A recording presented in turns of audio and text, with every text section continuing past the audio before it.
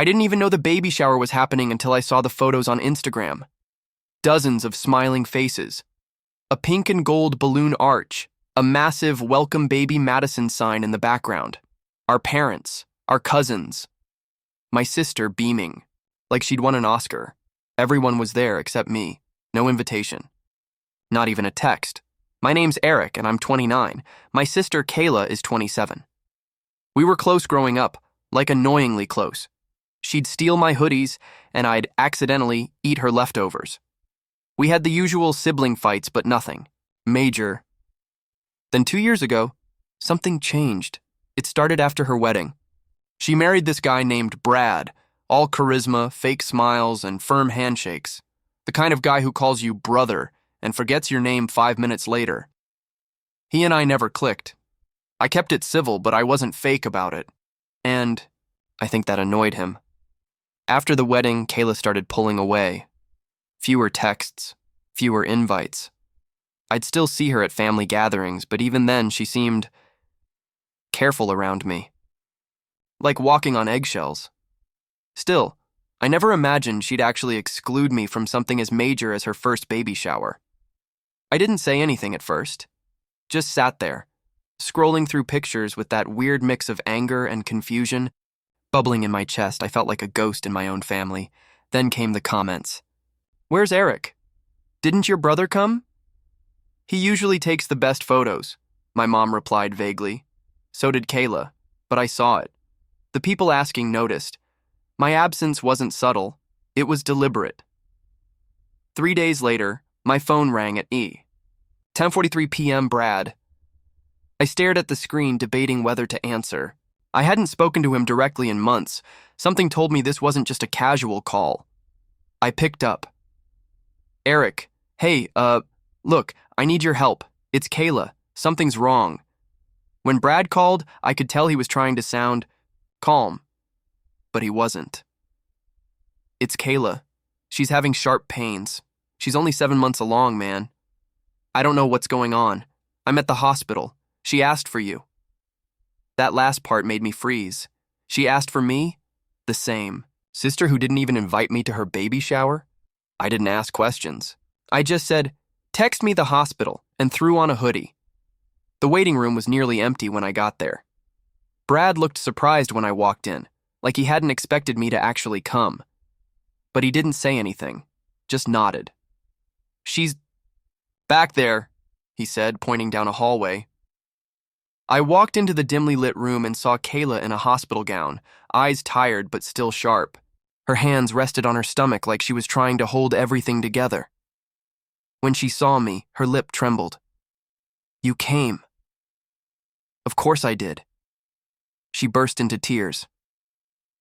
We didn't talk much at first. I just sat next to her, held her hand, and let her cry. The doctor came in, did a few checks, and said the baby was okay for now. But Kayla needed to rest. She'd been overexerting herself and ignoring early signs of complications. When we were finally alone, she looked at me with that familiar mix of guilt and fear. "I didn't want it to be like this. You finding out this way?" I didn't say anything. I just waited. "Brad didn't want you at the shower." That stung, but it didn't surprise me. He said it would be awkward, that you're always judging him and he didn't want any drama. And I didn't fight him on it. Now I did speak. "You didn't even text me, Kay. You let me find out from Instagram." She nodded, tears spilling again. I know. I hated myself for it the second I hit post. We sat in silence for a while, the weight of everything finally landing.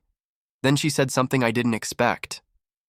"You've always been the one who shows up, even when people don't deserve it." And for the first time in a long time, I could see my sister again, not the person she'd been pretending to be for the last 2 years.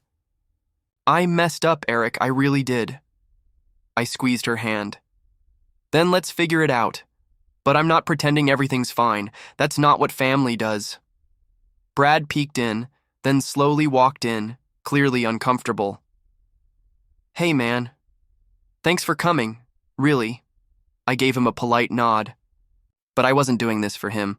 I was doing it for Kayla. After the hospital, Kayla was ordered to stay on strict bed rest for the remainder of her pregnancy.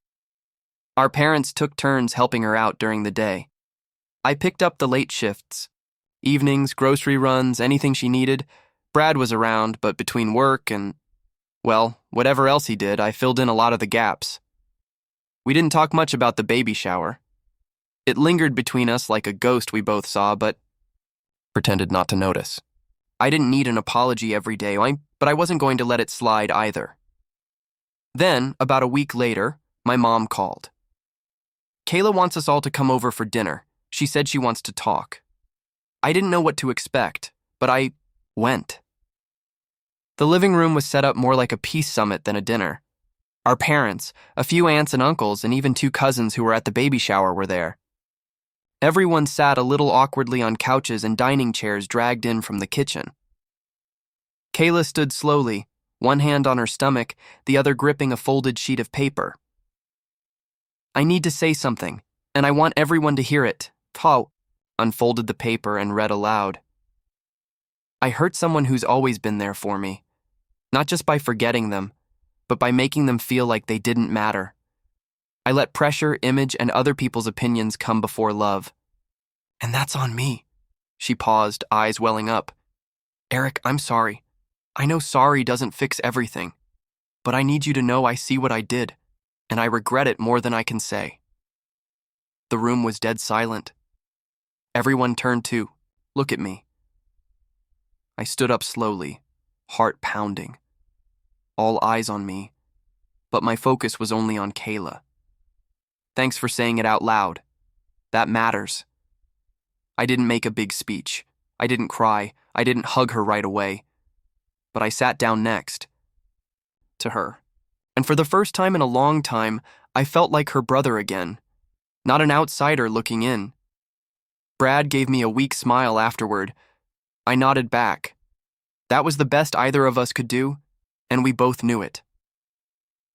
Later that night, as I helped clean up some dishes in the kitchen, Kayla nudged me with her elbow. You know, I told Brad we're naming the baby after Grandpa Michael. He hated Brad. Exactly. We both burst out laughing. 2 weeks later, my phone rang at 3:13. It was Brad. It's time. We're on the way to the hospital. No hesitation. I grabbed my keys and left. The delivery took hours. Kayla had complications. Again. My parents were already at the hospital pacing. Brad looked like he hadn't slept in days. Around 10 a.m., a nurse came out and called Brad in. I stayed behind. I figured I wasn't really needed, but not 5 minutes later, Brad came back out, pale. She's asking for you. What? She says she doesn't want to do this without you in the room. I didn't move at first. I thought maybe he was joking. She said you're the only one who ever made her feel safe when things got scary. That hit harder than anything I'd expected. I walked into that room and Kayla's face lit up through her exhaustion. Hey, she whispered, gripping my hand. I'm here.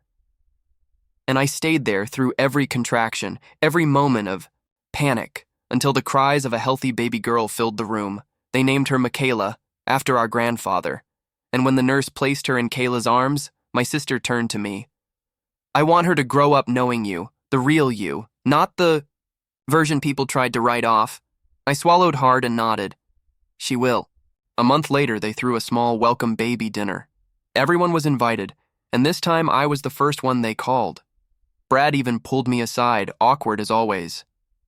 I know we've never really gotten along, man, but thanks for being there. For her. For the baby. For everything. I didn't offer forgiveness that night, but I offered presence. And sometimes, that's what matters more. As I held Michaela on my lap that evening, I looked around the room and saw something I hadn't felt in a long time, not just family, belonging.